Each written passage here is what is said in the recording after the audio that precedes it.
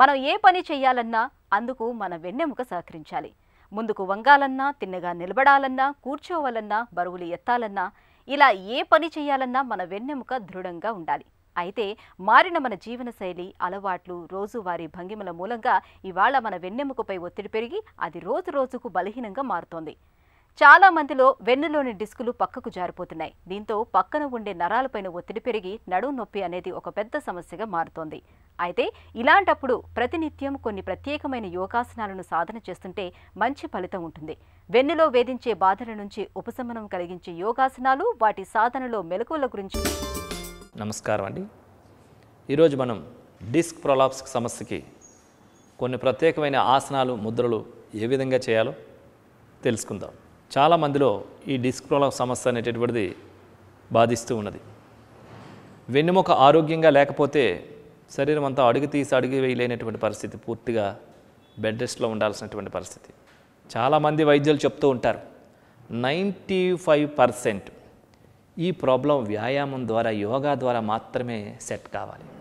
ఈ డిస్క్ ప్రొలాప్స్కి అర్ధ చక్రాసనం, అర్ధ కటి చక్రాసనం, వీపు ముద్ర ఏ విధంగా చేయాలో చేసి చూద్దాం.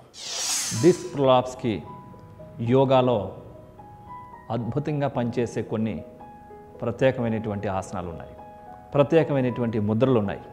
ఈ ఆసనాలని, ఈ ముద్రల్ని శ్రద్ధతో చేసినట్లయితే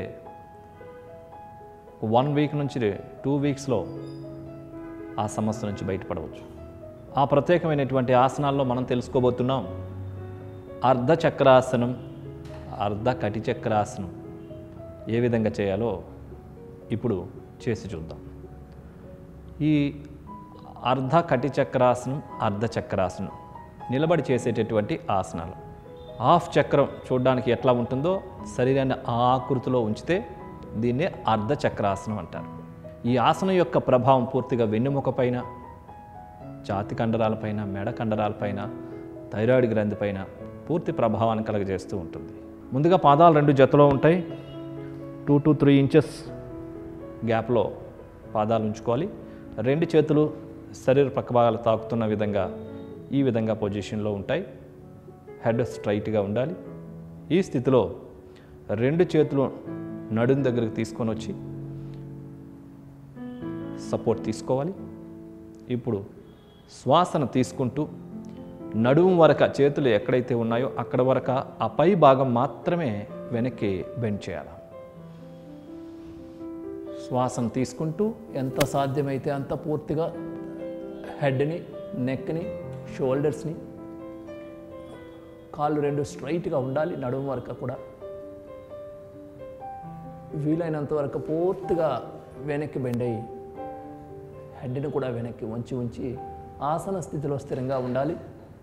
ఈ స్థితిలో శరీరాన్ని పూర్తిగా బ్యాలెన్స్ చూసుకోవాలి.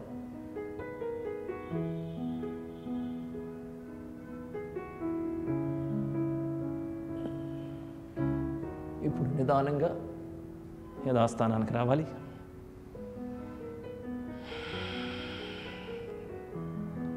ఇంకొకసారి చేసి చూద్దాం. శ్వాసను తీసుకుంటూ హెడ్ని, నెక్ని, షోల్డర్స్ని ఎంత సాధ్యమైతే అంత పూర్తిగా వెనక్కి వంచి బ్యాలెన్స్లో ఉంచుకోవాలి శరీరాన్ని.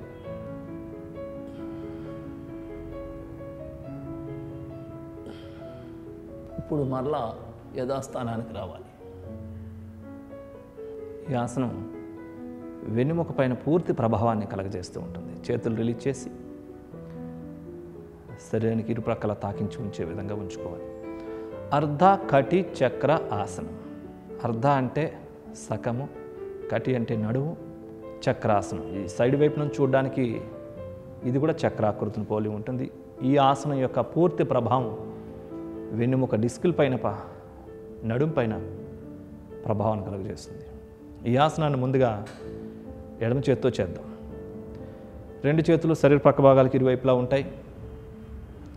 ముందుగా ఎడమ చేతిని సైడ్ వైపు రేజ్ చేస్తూ ఈ షోల్డర్ హైట్కి వచ్చిన తర్వాత లెఫ్ట్ హ్యాండ్ని అరిచేతిని ఆకాశం వైపు తిప్పి పూర్తిగా శ్వాసను తీసుకోవాలి.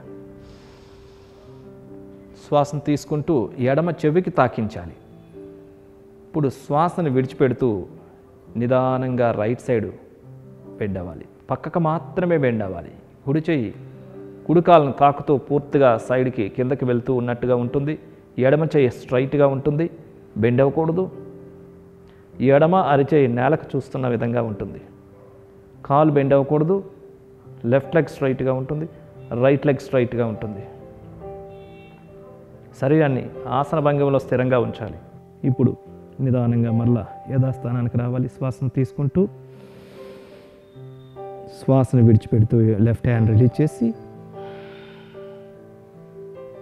యథాస్థానానికి తీసుకొని రావాలి. అదేవిధంగా ఇప్పుడు కుడి చేత్తో చేస్తాం. కుడి చేతిని నిదానంగా రేజ్ చేసి షోల్డర్ హైట్కి వచ్చిన తర్వాత అరిచేతిని ఆకాశం వైపు త్రిప్పాలి. పూర్తిగా శ్వాసను తీసుకుంటూ కుడి చెవికి తాకించే విధంగా స్ట్రైట్గా ఉంచాలి. శ్వాసను విడిచిపెడుతూ ఎడం ప్రక్కకు పూర్తిగా వంగాలి. కుడి చెవిని తాకుతూ ఉన్నట్టుగా ఉంటుంది. ఎడమ కాళ్ళను తాకుతూ ఉండగా కిందకి వెళ్తూ ఉంటుంది. రెండు కాళ్ళు స్ట్రైట్గా ఉంటాయి. ఫేస్ సైడ్కి ఉంటుంది. కుడి చెయ్యి బెండ్ అవ్వకూడదు.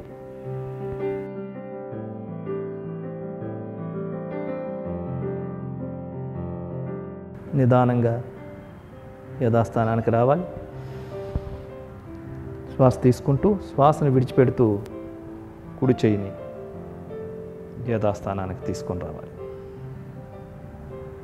ఇప్పుడు వీపు ముద్ర, ఇది కూర్చొని ఏ విధంగా చేయాలో చేసి చూద్దాం.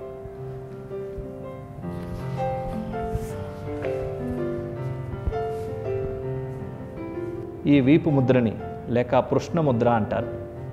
ఇది వెన్నునొప్పులకి అద్భుతంగా పనిచేసే ముద్ర. ఈ ముద్రని పద్మాసనంలో కానీ, వజ్రాసనంలో కానీ, సుఖాసనంలో కానీ, వీలు లేకుంటే కుర్చీలో కూడా కూర్చొని చేసుకోవచ్చు. రెండు అరిచేతులు ఆకాశం వైపు చూస్తున్న విధంగా ఉంటాయి. బొటన వ్రేలు యొక్క చివరి భాగానికి మధ్య వ్రేలు, కుడి చేతి యొక్క చిటికెన వ్రేలు తాకించి ఉంచాలి.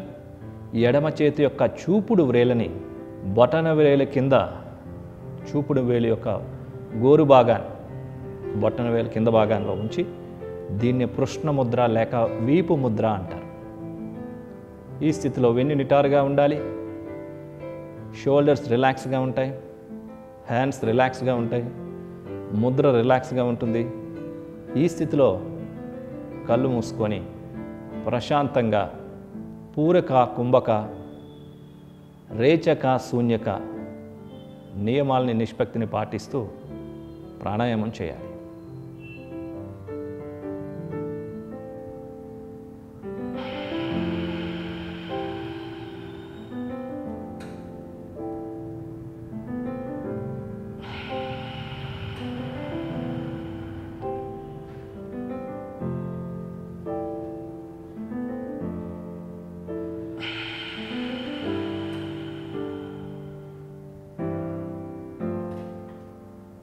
శ్వాసను విడిచిపెట్టిన తర్వాత ఆపాలి. కళ్ళు తెరిచి ముద్రను రిలీజ్ చేయాలి. చూశారు కదండి, ఈ అర్ధ చక్రాసనాన్ని, అర్ధ కటి చక్రాసనాన్ని, ఈ వీపు ముద్రని కనుక మీరు చేసినట్లయితే డిస్క్ ఆటోమేటిక్గా దానంతట అదే సెట్ చేసుకుంటూ ఉంటుంది. ఈ సమస్య ఉన్నటువంటి వాళ్ళు అర్ధ చక్రాసనాన్ని ఒక 5 నుంచి 6 సార్లు, అర్ధ కటి చక్రాసనాన్ని ఒక్కొక్క సైడు 5 సార్లు చొప్పున చేసి ఈ వీపు ముద్ర ఒక బ్రహ్మాస్త్రంలాగా ఉపయోగపడుతుంది. 21 నిమిషాలు ప్రత్యేకమైన శ్రద్ధతో చేసినట్లయితే ప్రొద్దున, మధ్యాహ్నం, సాయంత్రం కానీ ఇట్లా కొన్ని తపాలుగా చాలా సులభంగా మార్పును పొందవచ్చు. మరి అర్ధ చక్రాసనాన్ని, అర్ధ కటి చక్రాసనాన్ని, వీపు ముద్రను చేసి మీరంతా ఆరోగ్యవంతులు కావాలని కోరుకుంటున్నాం.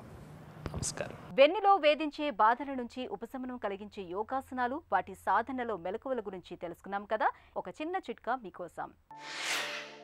జుట్టు రాలుతూ బాగా పల్చిపడిపోతున్నప్పుడు ఆలివ్ నూనె, నిమ్మరసం, కొబ్బరి నూనెలను సమంగా తీసుకుని బాగా మిశ్రమంగా చేసి తలకు పట్టించండి. నిత్యం ఇలా చేస్తూ ఉంటే జుట్టు రాలడం తగ్గుతుంది. జుట్టు కూడా ఒత్తుగా పెరుగుతుంది.